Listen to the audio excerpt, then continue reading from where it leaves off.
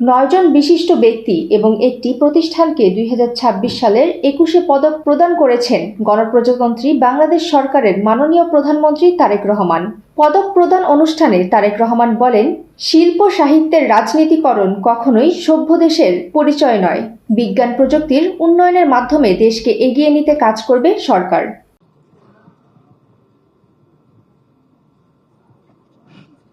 আসসালামু আলাইকুম। আজকের এই মহতী অনুষ্ঠানে এমন কিছু কৃতিমান ব্যক্তিত্ব উপস্থিত হয়েছেন যারা শিক্ষা, সংস্কৃতি, শিল্পকলার বিভিন্ন শাখায় অবদান রেখে নিজ গুণে সমাদৃত হয়েছেন। আমি অনুষ্ঠানের শুরুতেই এই কৃতিমানদের জানাই আন্তরিক অভিনন্দন। রাজনীতিবিদগণ রাষ্ট্র পরিচালনার দায়িত্বে থাকলেও একজন রাজনৈতিক কর্মী হিসাবে আমি বিশ্বাস করি জ্ঞানী গুণীজন দিক নির্দেশনার ভূমিকা পালন করে থাকেন। একটি রাষ্ট্র এবং সমাজে কৃতি মানুষদের সংখ্যা যত বেশি বাড়তে থাকবে, সমৃদ্ধি এবং নৈতিকতার মানদণ্ডে সেই সমাজ তত বেশি আলোকিত হতে থাকবে। সুতরাং রাষ্ট্র তার নিজের প্রয়োজনেই জ্ঞানী গুণী মানুষদের সম্মানিত করে। সম্মানিত সকল উপস্থিতিবৃন্দ, সুধীবৃন্দ, এই উপলব্ধি থেকেই স্বাধীনতার ঘোষক শহীদ প্রেসিডেন্ট জিয়াউর রহমান স্বাধীন বাংলাদেশে প্রথমবারের মতন ২১শে পদক প্রবর্তন করেছিলেন। এটি শুধু একটি পদকই নয়, বরং এই পদকের মধ্য দিয়ে ৫২র ভাষা আন্দোলন থেকে আজ পর্যন্ত বাংলাদেশের ঐতিহাসিক ঘটনাবলীকে স্মরণে আনার পাশাপাশি যেসব বিজ্ঞজন শিক্ষা, সাহিত্য, শিল্পকলা, গবেষণা ও চর্চায় নিজেদেরকে এবং রাষ্ট্র ও সমাজকে সমৃদ্ধ করেছেন, তাদের সঙ্গে আপামর জনসাধারণের পরিচয় ঘটে।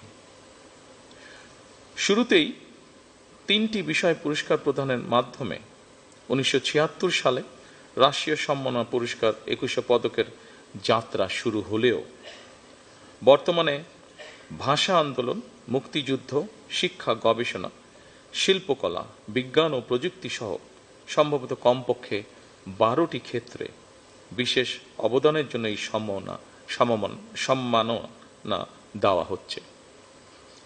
এটি নিঃসন্দেহে একটি ইতিবাচক অর্জন। জ্ঞান, বিজ্ঞান কিংবা সাহিত্য চর্চার ধারা আরো শানিত এবং বিকশিত হোক, এই প্রত্যাশা করছি আমরা সকলে। শিক্ষা, গবেষণা এবং শিল্প সাহিত্যের চর্চাকে আরো বেগবান করতে রাষ্ট্র এবং সরকার তার দায়িত্ব অবশ্যই পালন করবে।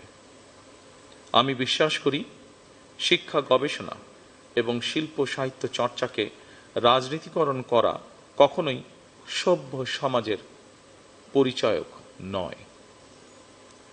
শিক্ষা, সাহিত্য, শিল্পকলা, বিজ্ঞান ও প্রযুক্তি অর্থাৎ জ্ঞান বিজ্ঞানে সব শাখায় যাতে দেশ এগিয়ে যেতে পারে, নৈতিক মানসম্পন্ন তেমন একটি উদার গণতান্ত্রিক রাষ্ট্র ব্যবস্থা প্রতিষ্ঠার লক্ষ্যে বর্তমান গণতান্ত্রিক সরকার অবশ্যই কাজ করবে। আমাদের এই যাত্রায় দেশের বিজ্ঞজনদের দিক নির্দেশনা অবশ্যই প্রত্যাশিত। সম্মানিত সুধীবৃন্দ, আমাদের জাতীয় ইতিহাসে ফেব্রুয়ারি মাসের গুরুত্ব অপরিসীম, আর ২১শে ফেব্রুয়ারি আমাদের আত্মপরিচয়ের স্মারক। বলা যায় আমাদের সংস্কৃতি চেতনার প্রাণ প্রবাহ ২১শে ফেব্রুয়ারি।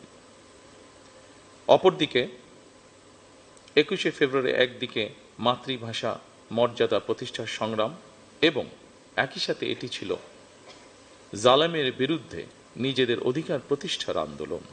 সুতরাং ফেব্রুয়ারি মানেই আত্মপরিচয় উপলব্ধির মাস, আমাদের শেকড় সন্ধানী মাস। প্রতি বছরের মতন এবছর আমরা দেশের জ্ঞানী গুণী কবি, সাহিত্যিক, শিল্পী, ভাষা সংগ্রামীকে ২১শে পদকে ভূষিত করেছি। জ্ঞানী গুণীদের কর্ম এবং কর্মময় জীবনের সঙ্গে আপামর জনগণের পরিচয় করিয়ে দেওয়া রাষ্ট্রের অন্যতম দায়িত্ব। প্রিয় সুধীবৃন্দ, 21 আমাদের অবিনাশী চেতনা, সহাধিকার অর্জনের বীজ মন্ত্র। এবার আমরা ভাষা আন্দোলনের ৭৪ বছর অতিক্রম করে ৭৫ বছরে পদার্পণ করছি। অমর একুশের ভাষা শহীদদের স্মরণে প্রবর্তিত আজকের 21শে পদক প্রদান অনুষ্ঠানে আমি গভীর শ্রদ্ধার সঙ্গে স্মরণ করছি ভাষা সংগ্রামীদের। আল্লাহ তাদের মৃত্যুকে শহীদি মৃত্যু হিসাবে কবুল করুন। আজ যারা 21শে পদকে ভূষিত হলেন, আপনাদের সবাইকে জানাই আন্তরিক অভিনন্দন এবং শুভেচ্ছা।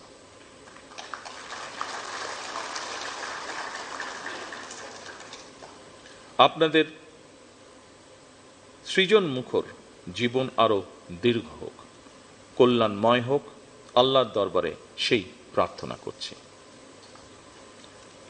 বাংলা ভাষা ও সাহিত্য নিশ্চয়ই একদিন বিশ্ব সাহিত্যের জগতে আলো ছড়াবে, এমন গর্বিত দিনের প্রত্যাশা করে আমি আমার বক্তব্য শেষ করছি। আল্লাহ হাফেজ।